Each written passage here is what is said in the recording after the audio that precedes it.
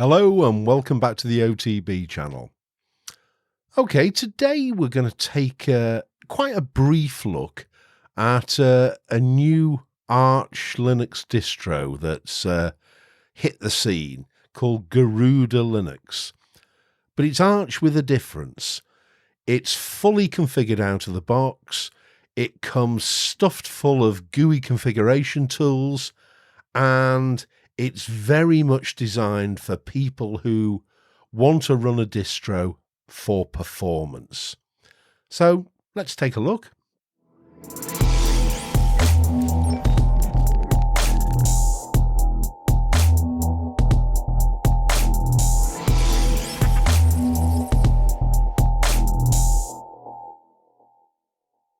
Okay, welcome back. You can see we're back in the office in the house this week. I said I'd swap and change between the two, and it's a bit cold outside, and somehow I thought it's as easy to do this review where I am. Well, what a funny week it's been. I've been in London again for most of the week, and I came back yesterday, and Lancashire has been graded as Tier 3, which is the highest risk area for this thing that's going around. So that's a bit of a concern, really. So probably good to think about other stuff, things that are a little bit more positive, and take a look at one of the new kids on the block, an Arch Linux distro, which is different from the norm. It's got an easy Calamaris installer. I have no issue with that. As you probably know, I'm a little bit of a fan of EndeavourOS, and I like Manjaro, and I can see the point of having a quick next install. I often do the Archway install when I'm installing Arch, but if I'm feeling particularly lazy, I'll be the first to admit that I go for EndeavourOS. That is my easy Arch choice, if you like. But I keep hearing the name Garuda mentioned. It seems to have gone from zero to up there in the consciousness of the community in a very short space of time. So it's easy to install, but it also comes in a whole range of different versions. Some of them are the light versions, so they're a minimal desktop. Some of them are what they call ultimate versions that come fully loaded, and it's tweaked for performance, and it has GUI tools for just about everything you could imagine. And it has snapshots configured out of the box, which seem to be becoming increasingly important and are probably a good idea when you're running a rolling release distro like Arch, or based on Arch at least. So I'll tell you now that I've had a quick look at this, and I'm recording this intro after I've recorded a review.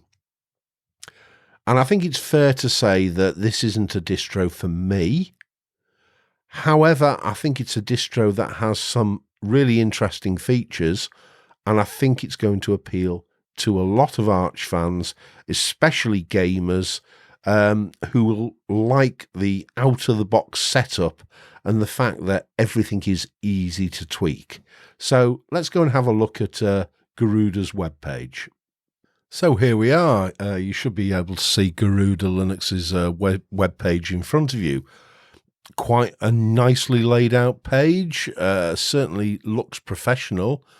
And right at the top, you can see that you're not short of choices.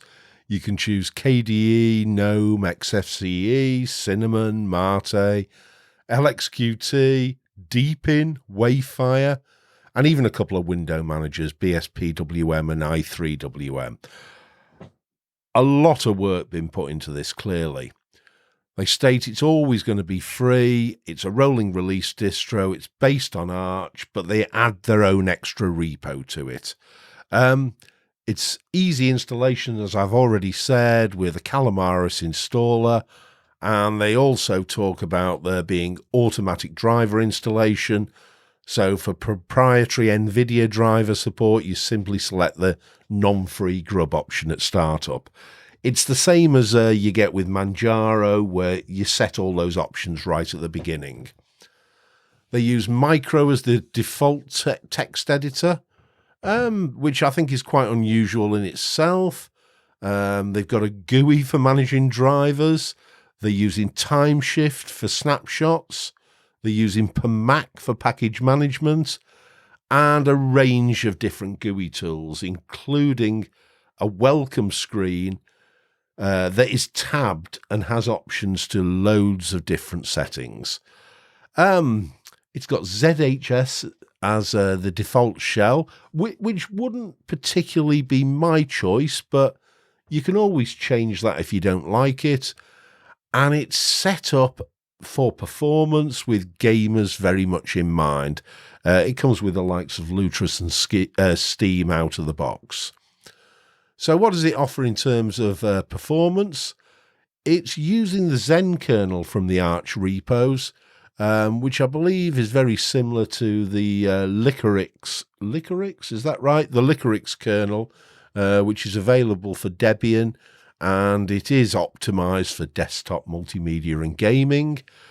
They're using automatic CPU frequency scaling. I believe performance is the default, and it uses ZRAM by default, which is about, my understanding of it is minimal, to say the least, but it's like it creates blocks, like blocks of swap within the RAM itself, which makes it more efficient, but as a result, it will tend to use more RAM than a default system.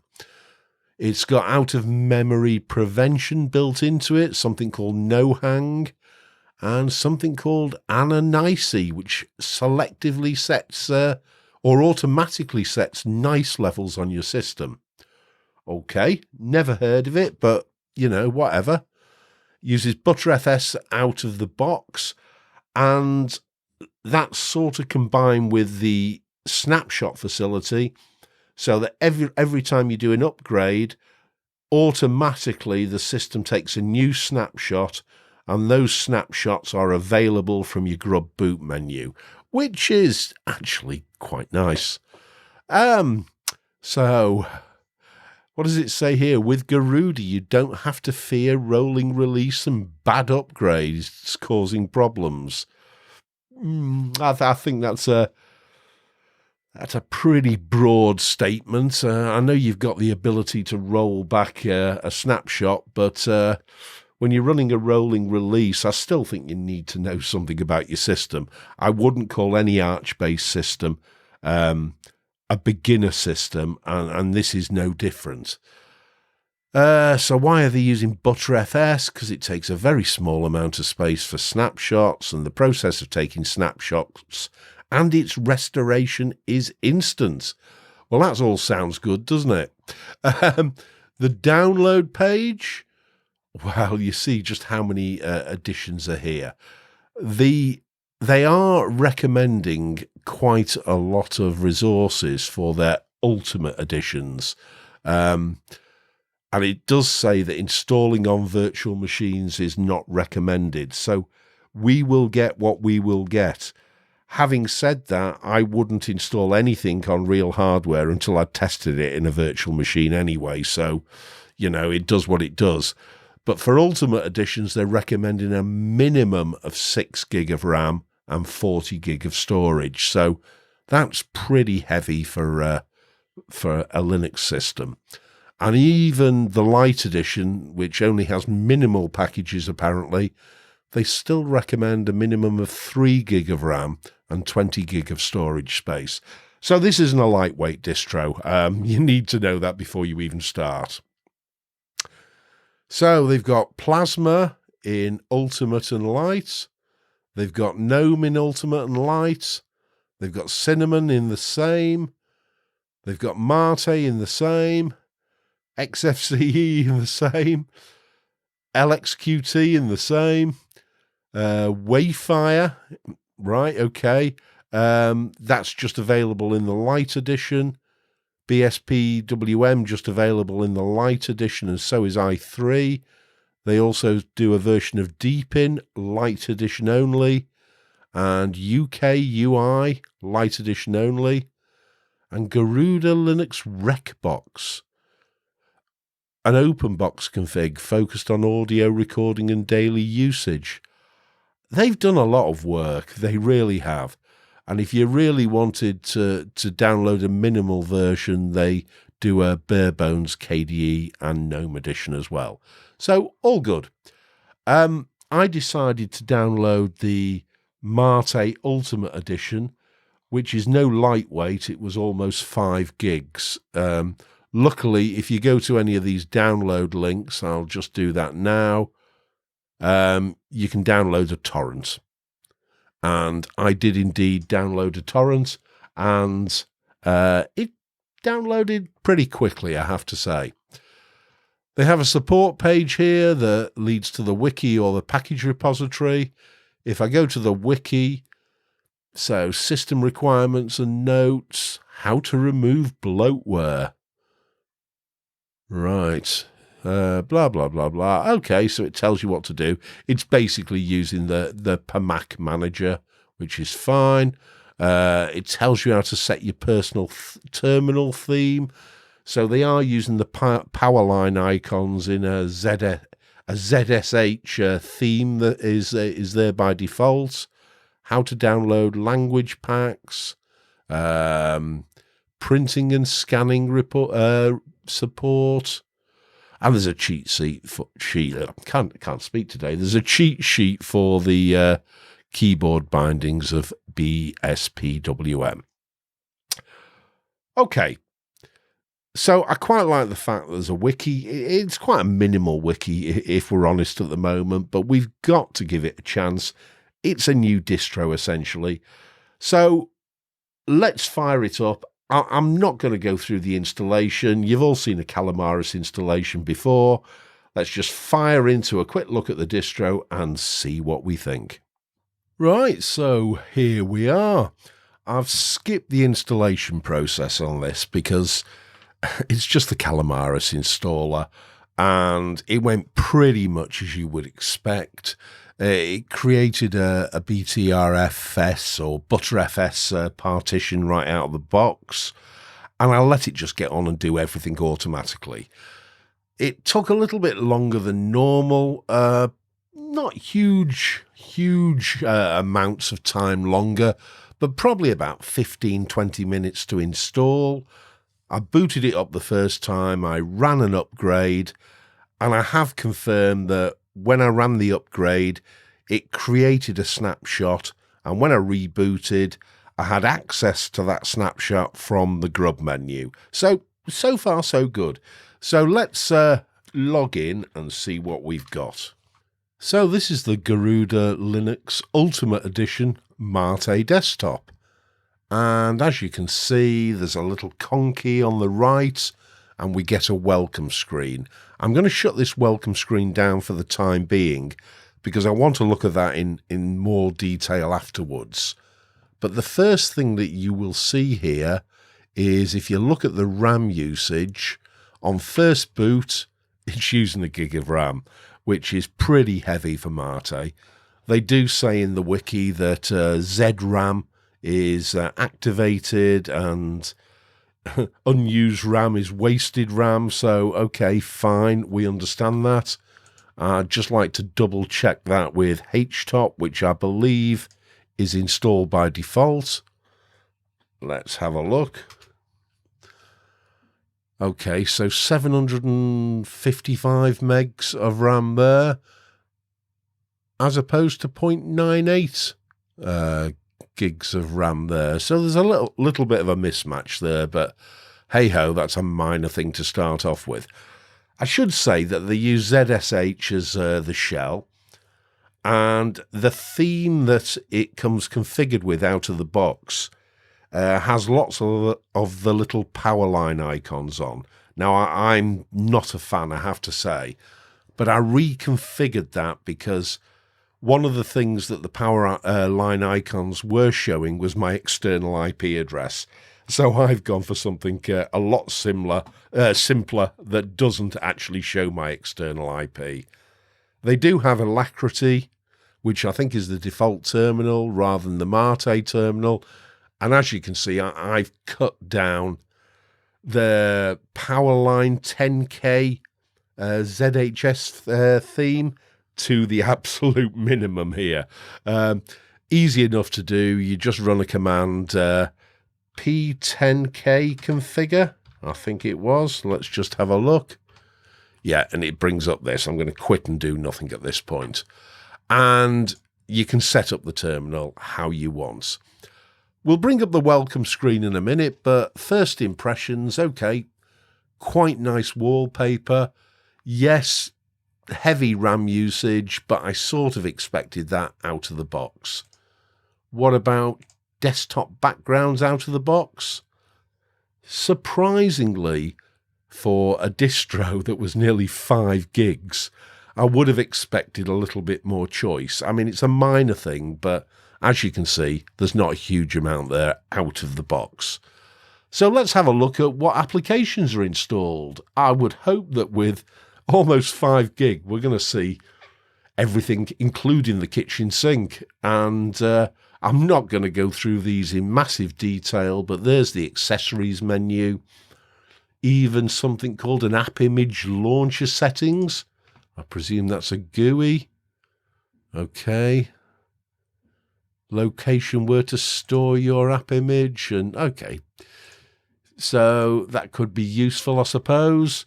The HP device manager in Grandpa. The gesture manager. GUI SCR CPY. Have no idea what that is. The Mate search tool. Nextcloud desktop sync client. USB image writer, Warpinator out of the box, Wine Tricks, and XGPS. Okay, no idea what that is either. Education, LibreOffice Math, quite a few games installed, and I notice here that we have Lutris installed. We also have Steam. 2 versions, the native and the runtime. I'm not a gamer by any stretch of the imagination, but if you are, you'll no doubt know what the difference is between them. In the graphics section, right, that's interesting. Blender is installed out of the box. So is the GIMP. What about Internet? Deluge, Discord, Firefox, Fractal. Wow, Steam shows up there again. Streamlink Twitch GUI, SyncThing, Telegram, Thunderbird, and the Extreme Download Manager. Right.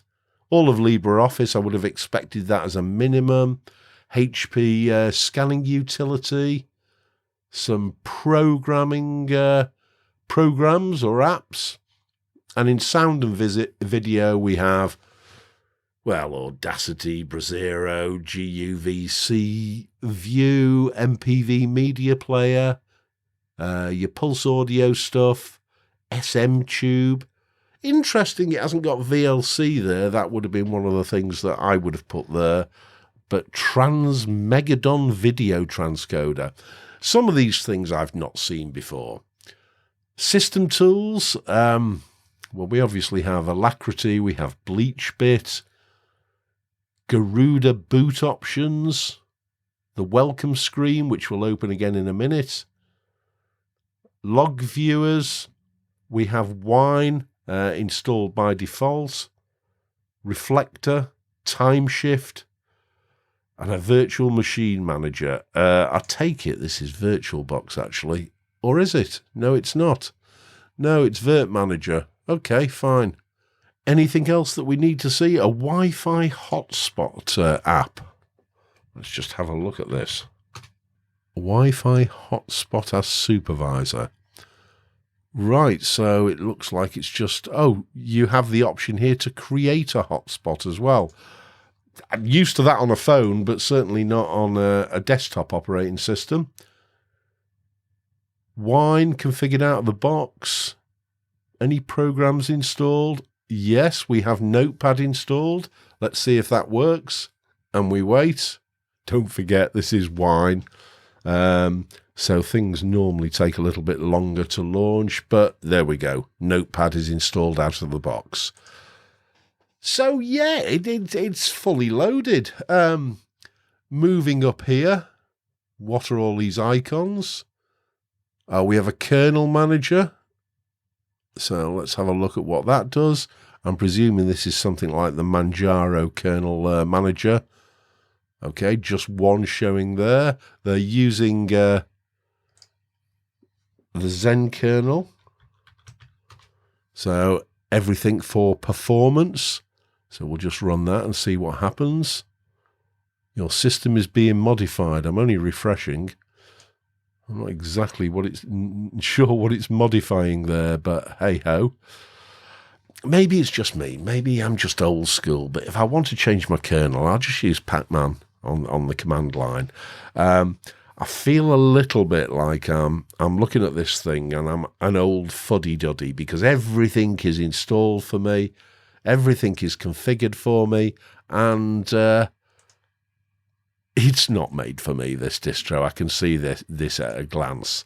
I can't even shut this flipping thing now. Quit. Okay, let's try quitting it from there. There we go. What else do we have here? We have a firewall. So let's have a look, see if we can launch this. Maybe we have to launch it from the applications menu. And interestingly, everything seems to have just frozen on me. I have given this 8 gig of RAM, so it's not too bad. But yeah, everything has frozen solid. So on that basis, I'm going to pause this unless it suddenly comes back, and it doesn't look like it is going to come back. It looks like it's frozen solid. I'll pause it and we'll come back in a second. Okay, so I've rebooted. To be fair, Garuda do say this isn't really ideal for a virtual machine, so I'm not going to overly criticize it for that freeze. But I've opened up the firewall from the menu after rebooting, and I can see it's Firewall D. Personally, I'm a UFW fan, so I would probably change that out. What else have we got? The standard stuff here. So we've got our volume icon. What's that? English US. I didn't set the keyboard to be English US, but never mind. Network manager, and what's the rest? That's pretty much it. Okay, well look, apart from what we've seen about the applications installed, the layout of Mate looks pretty similar to what you'd expect. It's pretty standard, actually. Let's bring up the control center. Yeah, you've got quite a few additional icons here. Something called the fan control GUI and core CTRL. Control your computer with ease using profiles. Okay. You've got a GUI to sort out the details of the login window, Samba server configuration, system, ADM, I presume that's if you're running in RAID, and all the standard stuff there by the look of it. Kvantum manager for your themes, Mate tweak, etc., etc. Let's have a look at appearance. Right, so it's using flat remix icons by the look of it. I'm a bit of a fan of flat remix, actually. I do like them. So, and we seem to have a pretty good selection there. But as I say, very few backgrounds there. So let's close that. Let's have a look at this welcome screen, because for me, that sort of felt like the thing that sets this apart more than anything else. And Garuda Linux Golden Eagle. Okay. These, I believe, are all basically web links. So you can go to GitLab, the forum, the wiki, the FAQ, their repository. So if I click on the repository and see what happens, I'm sort of expecting, Firefox to open and to take me to to take me to the repository, which hopefully will load in a second. Okay, we are getting there. We're getting there slowly, but we are getting there. That seems to have taken me to the Bitwarden page. Maybe that's... Ah, right, okay. It's opened umpteen tabs. So let's just stop that and let's go to the chaotic AUR. So top 25 most downloaded packages. Right, fine. So they only use one repository, I believe, which is this chaotic AUR repository. And there appears to be quite a few packages within there. Let's just shut that down. So these essentially are all web links. We then go on to the tools menu, and we have a partition manager, time shift, a system cleaner, which is BleachBit. Okay, that's fine. Boot options. So yeah, this is a simple GUI for setting your boot options. Quite like that. Garuda settings. What does that bring up?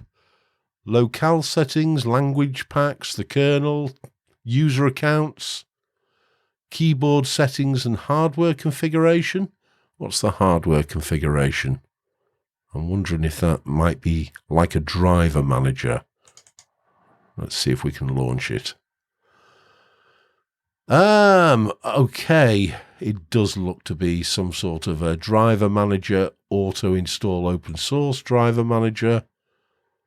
Oh, and it's using Manjaro's detection there. That's fine. Network assistant. Right, you've got the option there to create a Wi-Fi hotspot as well. I think that's quite interesting, I have to say. And you can also restart your Bluetooth from there. Fine. Let's move on to maintenance. Right, okay. Reminds me a little bit of a phone interface, this. When Tyler looked at that, he said this, and I have to agree. Reinstall all packages, upgrade the system, refresh mirrors, clear the cache, remove a database lock, remove orphans. These are the sort of things that you would possibly put in as aliases in your bash RC, or I would anyway. And what happens here? So, right, okay, so this brings up our main options. General options. Just looking down here, we've got core, extra, community, multi-lib, and of course, chaotic AUR there. Okay. So, quick links, really. BTRFS. Right, so we've got FS trim enabled and scrub enabled. Defragment. Do you know, I've not seen defragment on Linux. It's something I associate with Windows. Maybe it's something to do with the BTRFS system. I've no idea. I really haven't. Balancing takes a very long time to complete. Right. Okay. I'm going to move on. Yeah, it's on the BTRFS tab. So defragment is obviously something associated with BTRFS. Quick access? Goodness me. What have we got here? Screenshot, screen recorder, audio recorder, the camera, the screen cam, the Wi-Fi. Oh, hotspot. This really is taking its inspiration from a phone screen by the look of it. Power save or performance mode. Let's just open that and see what happens. I just want to see what it launches, if anything. Nothing. It obviously just sets it to power save. Okay. DPMS, auto rotate, touchpad off, keyboard off, camera off, flashlight. Okay. And audio controls. So mute or unmute and plus or minus audio. So, right, we can take it down or up there. In actual fact, I haven't haven't got audio enabled on this virtual machine. Mute or unmute your microphone, your brightness, and then all of your leave options, whatever you want to do, power off, reboot, sleep, etc., or reboot to UEFI, hybrid sleep, or suspend, then hibernate. Right. Then on to settings. Samba support, printing support, Asian fonts, guest user support if you want, and enable high DPI. Well, there's lots to see in this welcome screen.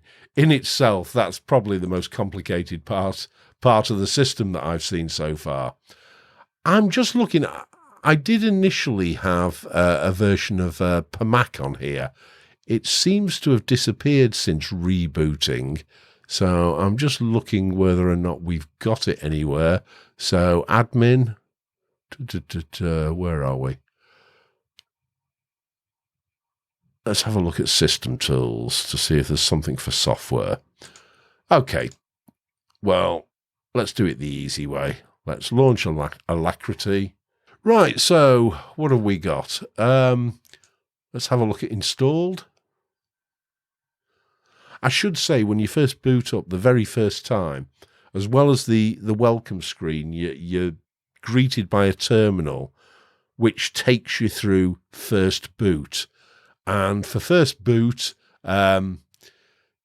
basically you're asked, refresh your database, let's do a full update, and you can run through a whole series of options. What do I want to have a look at? I want to have a look at the repositories that we have here, and this chaotic AUR. So what sort of packages do we actually have installed from chaotic AUR? Because they do say on their wiki, we only have a single repository. They may well only have a single repository, but there seems to be quite a few packages that are installed from it. I see we have other stuff here as well. Okay, so it's a fairly full repository, to be honest. It's not just the odd package. They've done a fair bit of development work. I would describe this distro as a bit of a Marmite distro, which is a term we use in the UK for you'll either love it or you'll hate it. As far as its Mate configuration is concerned, I haven't got a problem with it. Mate, if I'm going to use a desktop environment, would be my personal favourite. In terms of everything that's installed and all the bells and whistles and the tweaks, it's either for you or it's something that turns you cold. If I'm honest, it's not for me. But let's go and have a chat. Right, so that's Garuda Linux. I want to be fair to this distro because I think there is a market for it. I think there are many people out there who are gamers, who want a distro that's configured for performance out of the box, and who would appreciate all the GUI tools that it comes with, and all the little tweaks and bits and pieces that the Garuda developers have done. And I think it's cracking work. I think the guys have done, the development team have done some pretty amazing things to get out an Arch distro with all these tweaks and bells and go faster stripes. And I want to separate that after having said that, you know, good job, guys. Not for me. Really not for me. If you run Arch, I have a tendency to think that actually we like to fiddle and we tinker, us Arch users, to some extent anyway. Sometimes I'll like a Calamaris installer because it just makes life easy before I start my own setup. That, though, is where, for me, I want it to end, all the customization. I want to put in my own tweaks and fiddles. At the same time, I appreciate that I'm sort of a minority there, and I think this could become a very popular distro. I don't have any substantive objections or or issues with the distro. It is what it is. It was never going to appeal to me out of the box, and sure enough, it didn't. But nevertheless, I can stand back and think, good job. A lot of people are going to like this. So choose your poison, guys. If you want to try it, give it a go. It's not a lightweight, so you will need some substantial hardware to run it. And I think running it in VirtualBox certainly didn't show it in its best light. So that's it for today. As I said, it's been a bit of a strange week, and I feel absolutely shattered at the end of it. More health problems with my family haven't helped either, but we're all good. We're all good. And it's just now making sure that this lockdown doesn't hang around for too long. To be honest, because I'm still working, there seems to be lots of exemptions attached to the lockdown which don't apply if you're working and travelling across tiers. So it's only affecting me minimally, and that's probably the fact that the pubs are now closed. But anyway, guys, I'll see you next weekend. Please join me on Library. Please come and say hello on the Facebook group. And I would like to say a special thank you to those wonderful people, my Patreons, Cabinian Schilderman, Robert Boudreau, Gary Moore, Aristotelis Papagiorgio, Stormpix, Stephen Cross, Mike Long, Dave Bird, Entropy UK, Richard Wade, Tiger, Philip Espy, Forrest Rhodes, Scott Russell, and Patrick Dano. Thanks, guys. Your support has been a great help in the last month or two. Right, I'll see you next week. Have a great weekend.